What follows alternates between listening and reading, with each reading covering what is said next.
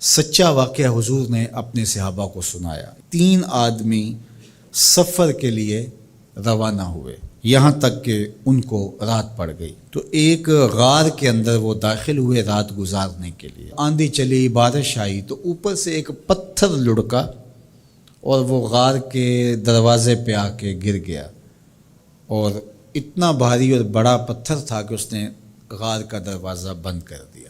انہوں نے آپس میں بات کی اور کہا، تم اس غار میں پھنس گئے ہو، اب یہاں سے نکل نہیں سکتے مگر یہ کہ تمہارے وہ عمل جو محض اللہ کی رضا کے لیے تم نے کیے ہیں، ان اعمال کا وسیلہ دے کے اللہ سے دعا مانگو۔ ان میں سے ایک آدمی نے کہا، اللہ میرے ماں باپ بوڑھے تھے، اور میں جب بھی بکریاں چرا کر کے آتا تو میں دودھ دو کر کے سب سے پہلے اپنی ماں کو اور اپنے باپ کو پیش کرتا۔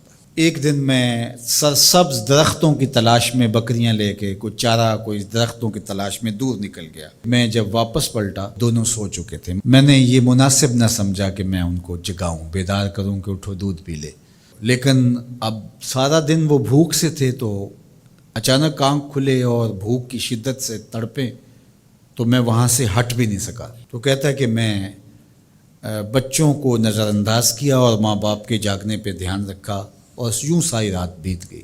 میرے ماں باپ فجر کے وقت جب اٹھے، وہ دودھ ان کو پیش کیا۔ اب یہ عمل پیش کر کے کہتا ہے، اے اللہ اگر یہ میں نے محض تیری رضا کے لیے کیا، تو جانتا ہے میرے دل کو، تو اس پتھر کو ہٹا دے۔ تو پتھر تھوڑا سا سرک گیا، لیکن اتنا نہیں تھا کہ وہاں سے یہ باہر نکل سکے۔ اب دوسرے کی باری آئی، اس نے کہا، اے اللہ میرے چچا کی ایک بیٹی تھی جو مجھے بہت زیادہ محبوب تھی، مرد عورت کے ساتھ جتنی محبت کرتا ہے اس طرح میرا اس کی طرف رجحان قلب تھا، تو میں نے اس کو اپنی خواہش کی تکمیل کے لیے کئی بار کہا، لیکن اس نے کہا کہ یہ نہیں ہو سکتا۔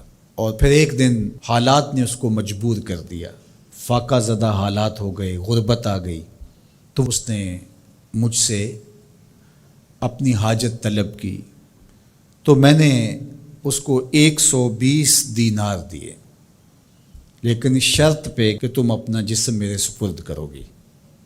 اب مجبوری سے اس نے کہا ٹھیک ہے، لیکن میں نے دیکھا کہ اس کا وجود اللہ کے خوف سے کانپ رہا تھا، اور مجھے کہنے لگی، اتق اللہ، اللہ سے ڈر اور اس کی حدوں کو نہ توڑ۔ میری خواہشات تو پگلی تھیں، آرزوئیں تو بےتاب تھیں، اور میں اس کی قیمت بھی ادا کر چکا تھا، لیکن اس کا یہ جملہ کہ اللہ سے ڈر، تو میں نے تیرے سے ڈر کے اس کو چھوڑ دیا، اور جو اس کو میں نے 120 دینار دیے تھے وہ بھی اس کے پاس رہنے دیے۔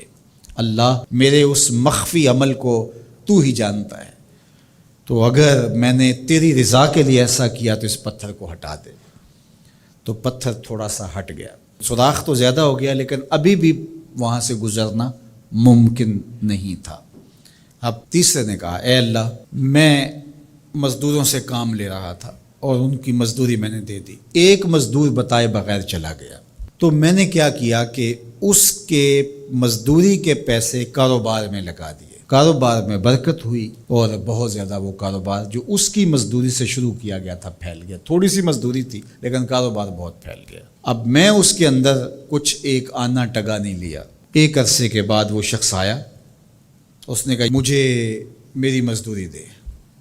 تو میں نے کہا یہ بکریاں، یہ بھیڑیں، یہ اونٹ، یہ غلام، یہ نوکر چاکر، یہ سب کچھ ہے، یہ تیری مزدوری ہے۔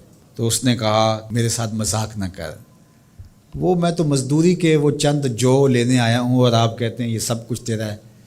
تو اس نے ساری صورتحال بتائی، تو اس نے وہ ساری بکریاں، وہ سارے اونٹ، ساری گائے اور سارے غلام ہانکے اور چل دیا۔ کہا اے اللہ اگر یہ عمل میں نے تجھے راضی کرنے کے لیے کیا تھا تو پتھر کو ہٹا دے۔ تو حضور نے فرمایا وہ پتھر ہٹ گیا اور یہ چلتے ہوئے باہر آ گئے۔ جب اللہ کی رضا کے لیے کام کیے ہو تو مشکلوں سے نکلنے کے راستے ملتے۔ ایک روایت میں آتا ہے، جو آسانی کے وقت اللہ کو فراموش نہیں کرتا، اوکھے ویلے اللہ اس کو فراموش نہیں کرتا۔ ہم تو کسی مصیبت میں پھنسے تو چالاکیاں کرتے ہیں، کوئی چالاکی، کوئی مکر کہ اس سے نکلیں، تو مصیبت میں پھنسیں تو دعا کے لیے ہاتھ پھیلا لیں اور اچھے اعمال کا اللہ کی بارگاہ میں وسیلہ پیش کریں. تو زندگی میں ایسا ذخیرہ اعمال کا جمع کرو کہ جب مشکل بنے